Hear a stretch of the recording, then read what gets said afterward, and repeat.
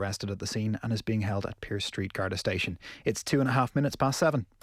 News Talk Weather. Thanks to the AA. To help in these challenging times, we've reduced the cost of our car insurance. Get our lowest price at the AA.ie.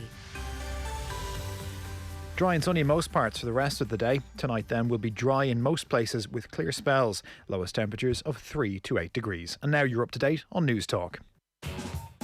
Off the ball. This is News Talk. All right, you're very welcome along. It is Thursday evenings Off the Ball. Nathan with you until 10 o'clock. Hope you're all keeping well. On the way, John Giles will be with us very shortly in around 15 minutes' time. Over the last few weeks, he's been stoking up quite a little bit of controversy with his all-time selections. We've had Liverpool, Manchester United and Spurs, and tonight he's going to pick his all-time Arsenal 11, which I've been trying to do myself over the course of the afternoon. And it's not that easy. There's going to be some big names left out of John Giles' team, so that's coming the way very shortly. After 8, we'll check in with Ellen Keane, very much a friend of the show, who was all set for Tokyo and the Paralympics and will be going there as a real medal hope. She's going to talk to us about the disappointment and her thoughts on the postponement for a year and how she's getting through the current crisis. We will hear about the Monaghan Mount Rushmore. Shouldn't take long, I hear you say. Well, you would be wrong. Shane Hannon was on this morning. They had quite a healthy debate about that. We'll bring you that between 8 o'clock and 9 o'clock as well. And on the football show, I'll be joined by the former Republic of Ireland international Stephen Quinn, who was part of the Euro 2016 squad, now playing his club football with Burton Albion in League One. He's going to talk about that, about being 34 and nearing retirement and what comes next. And also talking about right now being a stay-at-home dad of 3 young children as his wife works on the front line as a nurse in the NHS. So that is coming on the football show between 9 o'clock and 10 o'clock. 53106 is the text number. You get in touch on all our social channels as well. Richie McCormack is with us this evening. Good evening. How are you, Nathan? You well? I'm hanging on in there. All good with you? Good. Yeah, struggling along. There was a new Bob Mortimer train guy landed on Instagram literally just before we went on air, so that's made my day no end. If people aren't familiar with Bob Mortimer, I have no idea what you're talking about. Bob Mortimer is a pan-national treasure, and he has invented this character called Train Guy, who has these one-sided phone conversations with somebody on the other end of the phone called Colin, and basically they're great. And he drops on every... It doesn't sound great, Richie. It doesn't sound great. It is. Once you get into the swim, Nathan, it's absolutely fantastic. So we've had a new Jeff Linton talk today, so that's good. The other thing, the conjecture around the Arsenal all-time 11, one of the things that's been going on, it was your initial tweet this morning that kind of spurred it on, where he said John has gone for, and without wanting to give too much away here, a front two. So you asked who was going to be left out. It showed in the replies, and it showed as I've been having the off the ball tab open here on TweetDeck, the influence of Arsene Wenger on how that Arsenal club is viewed, I guess, is going to be borne out, I think, in the discussion around this, because the amount of Wenger era players that are in there and that are defined, their greatness is defined by how they played under Wenger, is absolutely incredible, and it should cast, I guess, his tenure in a new light.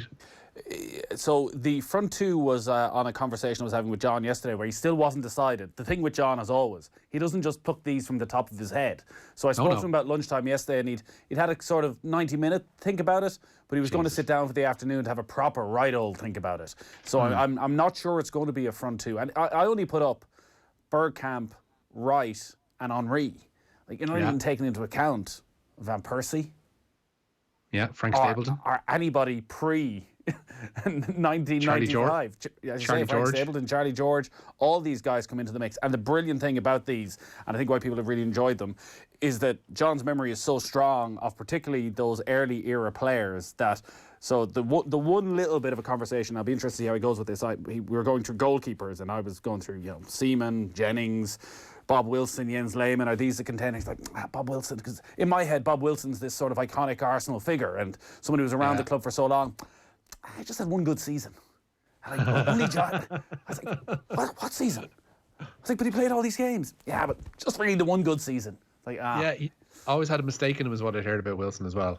So I don't know if John will bear that one up. Now, unless as he sat down on his couch yesterday and thought, you know what, Bob Wilson, maybe it was one exceptional season and it forces him in there. But it could be, tonight could be the first time we have one player in two separate clubs, because last week Pat Jennings got in Spurs all-time 11.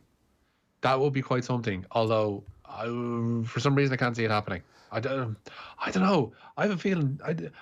I know like the tendency is to think with John that he might go towards his era and what he knows, but I have a feeling that John could skew quite modern with this Arsenal side. I could be wrong, but I think he could skew quite modern. Like, again, there are so many areas where you just start questioning who it could be. Like left back, Ashley Cole, for a lot of people, the best left back of the Premier League era. Nigel Winterburn, so synonymous with that great Arsenal back four. Kenny Sampson. Yeah, absolutely. Kenny deserves a shout in there too, yeah. Kenny Sampson, first 7 seasons at Arsenal, was in the PFA Team of the Year at left back.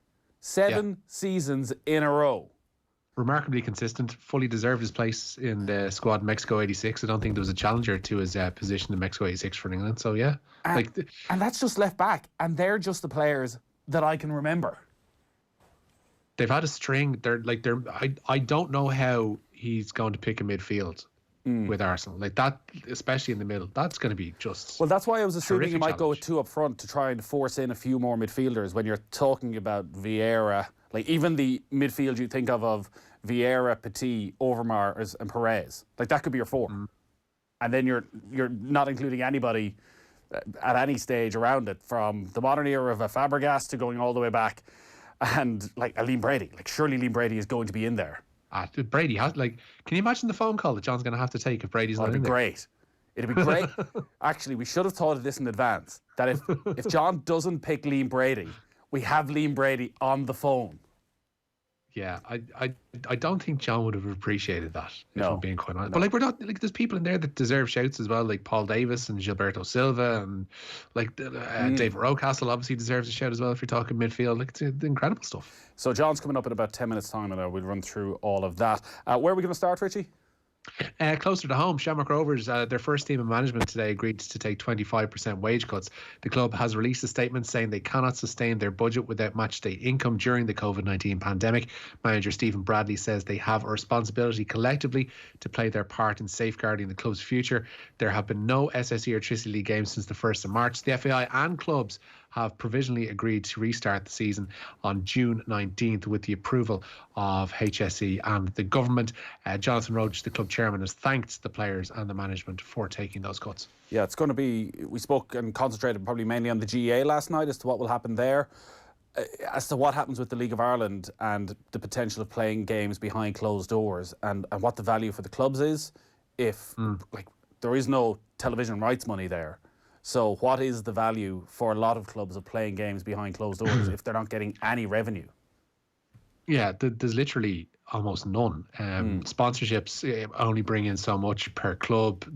Like, as we mentioned with chats with Dan in studio there before this all kind of spread out to our houses, like essentially clubs rely on gate receipts and gate receipts alone to get them through. So the idea of the very idea in the first place that the league could have continued behind closed doors was just swept away because there was no point in it. There was no financial upside to it for the club. So why they would resume behind closed doors again seems a little bit of a stretch. So it's a lot of questions for them to answer. I guess a lot of it might come with that working group, without wanting to jump ahead. Like that working group essentially wasn't reconvened today, but they decided to plug the FAI into it for the first time. The 20 clubs, as they were late last year, met to discuss what future the League of Ireland has. They've now plugged in the FAI into that, and interim deputy CEO Niall Quinn says they'll now work collectively for the best future possible for their league and its players. Now, that was going to look at the future, and that was going to take in All Ireland leagues, but I think if there is to be a meeting sooner rather than later, they're going to have to discuss how best they're going to see out this season. Yeah. Or if they even see out this season and move to winter football and just start a brand new season in August, September. Again, like English football, it changes week on week. So God knows. But we'll talk about it a lot more, I'm sure, over the coming days and weeks, and maybe chat to some of the clubs as well about how they're dealing with all of this. Just to let you know that tomorrow morning, so we've had these Mount Rushmores running for the last while. They've stoked a little bit of controversy. We started with Mayo, and I thought it was a brilliant list that I selected without wanting to go all Donald Trump on it. I thought my 4 selections of Lee McHale, Kieran MacDonald, Kevin Kilban and Cor Staunton, nobody could dispute them. Well, some people took it really to heart and are now attempting to get on that Mount Rushmore in the most extreme ways possible. Ray Moylett is on the line. Good evening, Ray. Good evening, Nathan. How are you? I'm very well. The great Mayo boxer who was with us and was on last Friday morning with Gerrard, and you got talking, Ray, about a bit of a challenge that he couldn't quite figure out because you put it up online on April Fool's Day, whether it actually happened or whether it was a trick of editing, and it didn't. You did 1,000 push-ups in 1 hour, and you're going to repeat the trick tomorrow morning at 10 a.m, all in aid of Pieta House. That's it. So to my detriment, I posted it up on April Fool's Day, and most people that know me know I'm a bit of a chancer. It would just happen to be the date I actually did the challenge, and I actually, hand on my heart, I did do it. So Gerrard got me into a bit of trouble here last weekend, and he look at the mess he's got me into now. I have to go and do it again, this time live on your stream tomorrow morning at 10 o'clock. But thankfully, it's all for a great cause. The frontline HSC staff and Pieta House. And Gerrard also told me that once I do it, I'm going to replace Kevin Kilban on Mount Rushmore, Mayo Mount Rushmore. Well, listen, if you do this, I think you've done more than Kilban ever achieved in his career by doing this. There's no question. So as you mentioned, we're going to be live streaming this on all our social channels right after OTBAM tomorrow morning at 10 a.m. Across all our channels. So you'll be able to watch this, and we'll have live commentary. We'll have some special guests in there as well. Just trying to motivate Ray and keep him going along. So 1,000 in 60 minutes is roughly 16, 17 a minute. Like, do you start fast and then just try and hang on at the end, or have you got a plan? No, so while I'm going to try, and seeing as I've done it before, I'm now considered an expert in this field, which I'm definitely not. So I figured it out. The easiest way to do it, not that there's any easy way, is to do 17 a minute for 59 minutes. That works out at 1,003 push-ups. And I've completed it in 59 minutes and about 30 seconds last time out. So I had 30 seconds to spare over the hour duration. So there's very little room for error. But it is a challenge at the end of the day, and that's why we're here. It is a challenge, and it's also a fundraiser at a time when funds really do need to be raised because charities have been hit hard. And as you say, it's going to be in aid of the HSE frontline staff and also for Pieta House. If people want to donate, you can donate already. The GoFundMe page is up there. If you just Google GoFundMe and Ray Moyes, you'll be brought straight to the page and you can make a contribution and you get more information as well. So if you're listening in now and you're online, get on and make the contribution. It's all, every single penny, going to a brilliant cause, and we'll be back on air at 10 a.m. tomorrow. What's your, like, are you getting up early? Are you doing a bit of a warm-up? What's the routine? What's the meal? I feel like I'm in prepping for a fight. You know, I've butterflies in my stomach. I'm trying to eat right all week. I've been doing my training. And there's two things that make it different from fight. One is I'm not on weight. So that has to be number one. And number two, I didn't get a chance to get my championship haircut, so I'm a bit rough and ready, but that's just the way it is for these times. Are you concerned that the dog that's just been in the background in the last couple of minutes may interrupt things tomorrow? Like, you should stick the dog outside, I'd say. If you can see her there, the sun is a bit shining on her, but she's actually counting the reps tomorrow, so I'm in great hands. And so if there's any mistakes, or if I don't actually get the 1,000, it's because her paws probably couldn't do it right. You don't need that World Championship belt, Ray. All you need is to do these 1,000, and Kilban is a goner. Okay. It was never going to take much, but Kilban is a goner. I'm happy with that. This is worth the 1,000 push-ups, so I do them every day to beat Kilban. All right, Ray, we're going to talk to you again in the morning then. So live on all Off the Ball social channels. Get to bed early. I will, absolutely. I'm preparing for a fight. Mentally, this is a fight in my head, and that's the way, it's all I know. So I have to go with it. Good man. The pride of Mayo there. Ray Moyes is going to be live on OTB tomorrow morning, all our social channels, 10 o'clock. 1,000 press-ups in an hour. Richie, how many press-ups could you do in an hour? Oh, was that your line broke up there, Nathan? Say it again. How many press-ups could you do in an hour, Richie? I can't. No, geez. There's something. I'm going to have to turn that on and off downstairs. Yeah. Will I just continue? Yeah, you just go on. What else you got for us? The PGA Tour has announced that it will return with the rearranged Charles Schwab Classic on June the 11th. They say the first 4 tournaments upon their return will be played behind closed doors. A statement adds that they'll continue to monitor the situation and follow the recommendations of local and state authorities regarding public entry to courses. They're going to extend the field as well of these tournaments to 144 to make up for PGA golfers who've been missing out on income over the last few weeks. Yeah, Paul McGinley when he was on Golf Weekly a couple of weeks ago, was making that point that when the golf does come back, that they need to get away from these invitationals and reduced status fields, that they need to get as many golfers into as many tournaments as possible so that people can go and earn a living. It's funny you mention golf, Richie, because it is a Thursday. Jesus and we Christ. recorded Golf Weekly today. So 2 weeks ago we Paul McGinley. Yeah. Last week was Frank Nobilo and Shane Lowry. And this week, former world number 1 Lee Westwood was our special guest. That's right, That's actually Richie. kind of impressive. Sorry, what was that? It is massively That's it. impressive. So actually Lee kind of Westwood, 1 hour of Golf Weekly goodness. I think it is just about getting up online now if you want to listen to it, or you can watch it on youtube.com/offtheball. Even Richie, this lockdown has gone on so long, he has found himself listening to Golf Weekly and he now loves it. No, that's not true. I'm found myself actually recording my own podcast, Nathan, Off the Top Rope with Will O'Callaghan. Look out for it in the Off the Ball highlights section. This week, actually a really good one, given the Dark Side of the Ring documentary series that's been airing on Vice, which looked at this week at Jimmy Snuka's involvement in the 1983 death of Nancy Argentino. We spoke to Irv Muchnick, who's been writing about that story since the early 90s, about what he saw as regards the failings of the documentary and a little bit more detail on the story itself, which is absolutely incredible stuff. So you can find that on offtheball.com. And did you follow my advice and ask him about Jake the Snake bringing the snake into Macho Man's wedding? I didn't, but sad news today, Nathan. Howard Finkel, the legendary WWE ring announcer, passing away at the age of 69. Yeah, there you go. Happened well the last while, so sad news all around. I hate it when people hijack the Newsround to promote their podcast, Richie. Shocking, really, isn't it? Really It's terrible. It's what else you terrible. got? Run through a couple of stories Off quick. the top rope.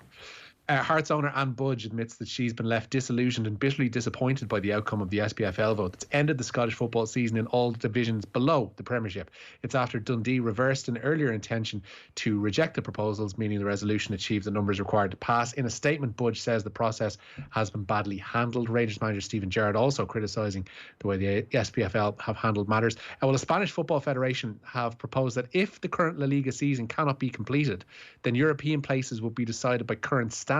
That would mean Barcelona, Real Madrid, Sevilla and Real Sociedad would qualify for next season's Champions League. The Europa League places would go to Getafe, Atletico Madrid and Copa del Rey finalist Athletic Bilbao. The proposal only takes in Spain's commitments to UEFA and would not see Barcelona crowned champions given their position. Right. Yeah, every country seems to have a slightly different angle on this, even though UEFA, it felt a couple of weeks ago, and I know there's more big UEFA meetings to happen next week. We're trying to sort of bring everybody into line. It sounds like that's going to be a struggle. There's no way you can bring it into line. Like even today when you saw the UK extending their restrictions by another 3 weeks, like any plans that you think you might have in place, as soon as the government say, oh, this is going to last for another 3 weeks, at least they get shoved further away, and your inability to actually put a time frame on these things it makes it look more and more likely that I think a lot of countries are actually just going to have to bite the bullet, end their seasons and begin whenever they can begin next time round, because as days go by and the more stories I put up online on offtheball.com about this, like I fail to see how with any great deal of satisfaction for everybody involved seasons can be completed. All right, great stuff, Richie. We shall talk to you again next week. Mind yourself. Mind yourself too. All right, so the plan for Off the Ball, the football show at 9 o'clock. We'll be joined by former Republic of Ireland international Stephen Quinn. After 8, we'll have Ellen Keane and Monaghan's Mount Rushmore. But up next, John Giles will be picking his all-time Arsenal 11. I was so pleased to just be there and be playing at Augusta. Everybody under old 20-footer. The line is perfect. He's got it. Never in the history of golf has a more popular champion been crowned. Jack Nicklaus, for the 6th time, has won the Masters Golf Tournament. Yeah, this is pretty neat, pretty special. This is Augusta National. This is Bobby Jones's place. That's the clubhouse. This is it. Hard to believe, 21 years old. This for the record. There it is, a win for the ages.